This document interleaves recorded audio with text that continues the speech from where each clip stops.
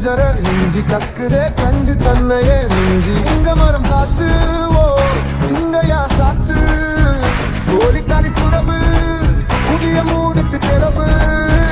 ஊத்துக்குடி கொத்தனார் தூக்கி போட்டு குத்துனாரு வெத்தலைக்கு தேவை சுண்ணாம்பு வெட்டியா இருந்தால் வந்து ஊம்பு பக்கத்துல பாம்பு